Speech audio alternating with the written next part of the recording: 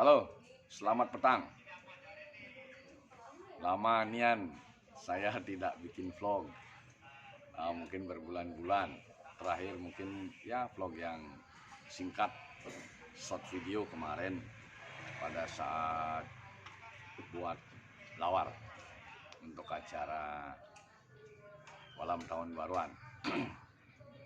Petang ini saya mulai untuk bicara sedikit tentang hal yang berbau sosiologis dan masa depan. Saya awali dengan menyampaikan Pangan Stungkar, Om Swastiastu.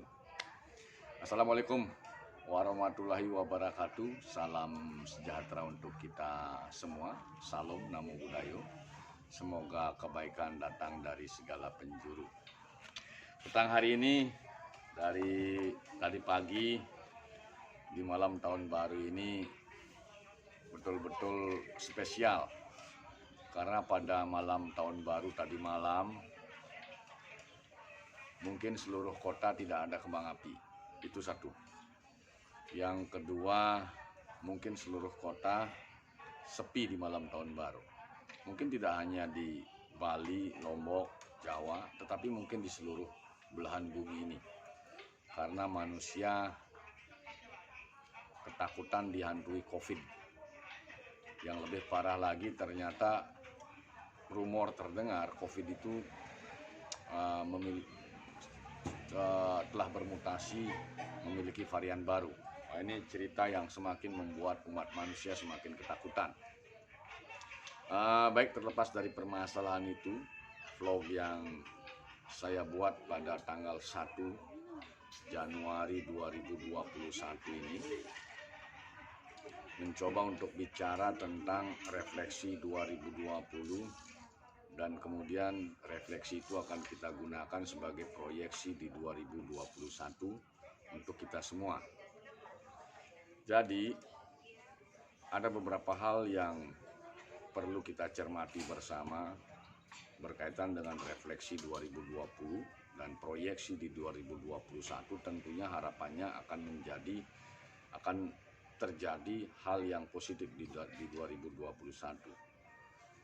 Ada beberapa dimensi atau aspek yang perlu kita cermati dari sisi komunitas peradaban umat manusia secara global ini, yaitu aspek Ipolexos Budhankam Nas, ideologi politik, ekonomi, sosial, budaya, dan pertahanan keamanan nasional, tentunya dari perspektif Indonesia, Nusantara.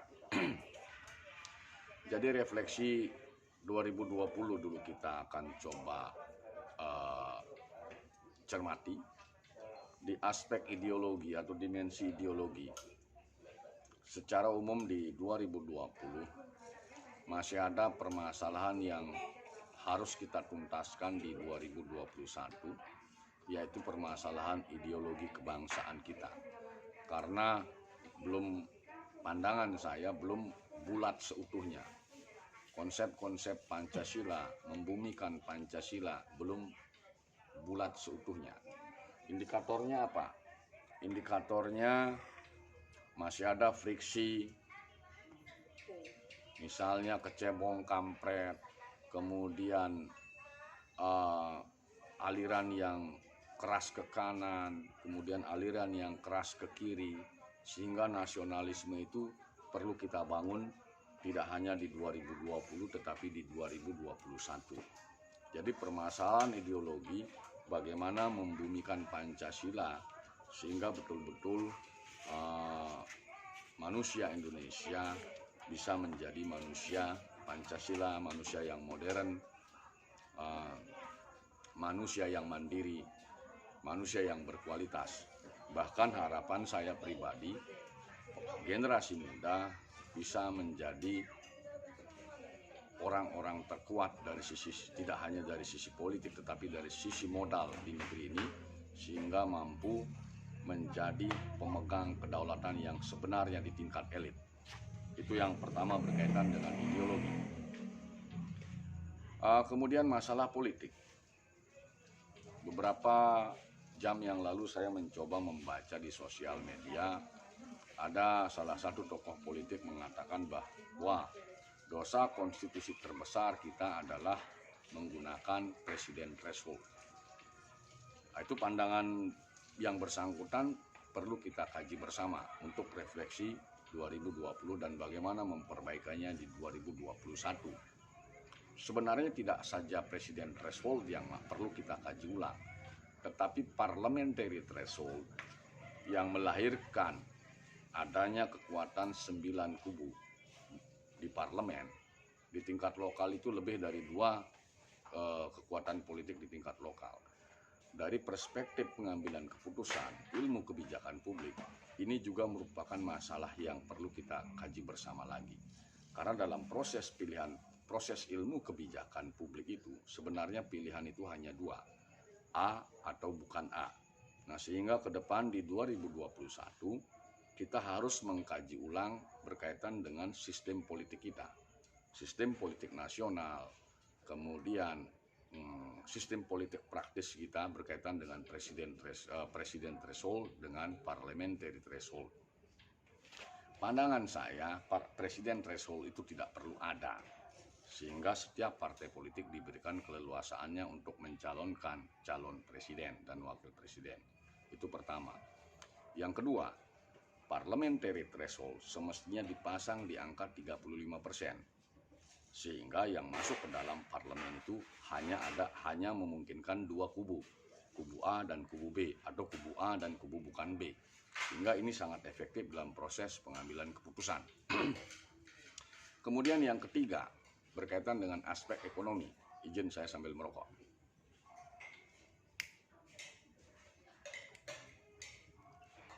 Berkaitan dengan aspek ekonomi, pandemi yang terjadi Maret 2020 ini tidak hanya menghantam Indonesia tapi seluruh dunia, seluruh negara. Bahkan ekonomi kita minus di kisaran lebih dari 5%. Bahkan Bali mendekati angka 9-10% minusnya. Nah, ini betul-betul melumpuhkan ekonomi. Nah, terlepas dari apa yang menjadi penyebab permasalahan ini, PR terbesar kita berkaitan dengan refleksi ekonomi ini, bagaimana ekonomi di 2021 bisa menjadi lebih baik. Pilihannya tidak ada yang lain, adalah penguatan ekonomi kerakyatan. Jadi hanya itu yang bisa mendongkrak, membuat perekonomian masyarakat bisa lebih hidup, tidak mati suri, tidak bahkan ketika UKM ini lemah atau UKM ini juga tidur. Jika di masa pandemi di 2021 ini, tidak menutup kemungkinan ekonomi kita akan menjadi stagnan atau menjadi lebih buruk. Artinya pemerintah pusat, pemerintah daerah harus fokus melakukan penguatan usaha kecil menengah. Itu yang penting berkaitan dengan ekonomi. Kemudian berkaitan dengan permasalahan sosial dan budaya. Permasalahan sosial budaya. Pandemi di era virtual ini, di mana manusia sudah hidup dengan Android, setiap orang hidup dengan Android, setiap orang tidak lepas dengan Android. Ini mengakibatkan tidak ada lagi filter komunikasi atau informasi yang diperoleh oleh publik.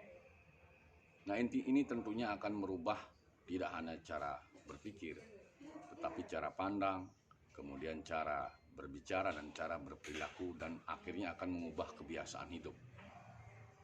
Pola masyarakat urban tidak bisa dihindari.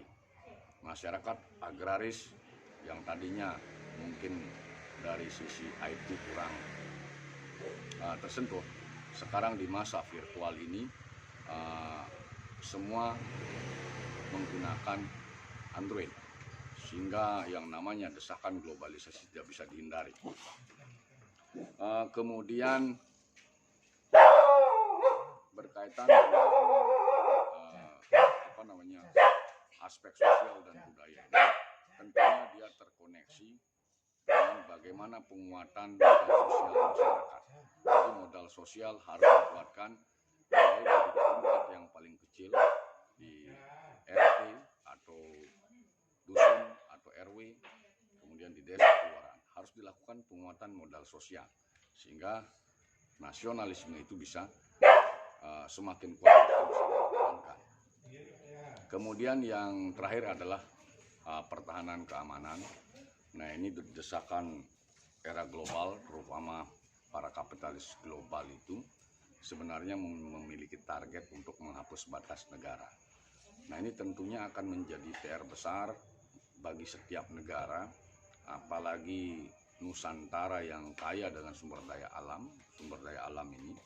Bagaimana mereka mempertahankan ini, menguatkan ini, sehingga apa yang menjadi target para kapitalis global itu bisa dihentikan. Nah, mungkin itu hal-hal yang bisa saya sampaikan berkaitan dengan refleksi 2020 dan proyeksi di 2021. Semoga kita siap-siap menguatkan diri kita, menguatkan komunitas kita, menguatkan Nusantara kita. Demikian hal-hal yang bisa disampaikan pada petang hari ini. Apabila ada yang kurang berkenan, saya mohon maaf. Saya tutup dengan menyampaikan Prama Santi. Om Santi, Santi, Santi Om. Assalamualaikum warahmatullahi wabarakatuh. Salam sejahtera untuk kita semua. Salam.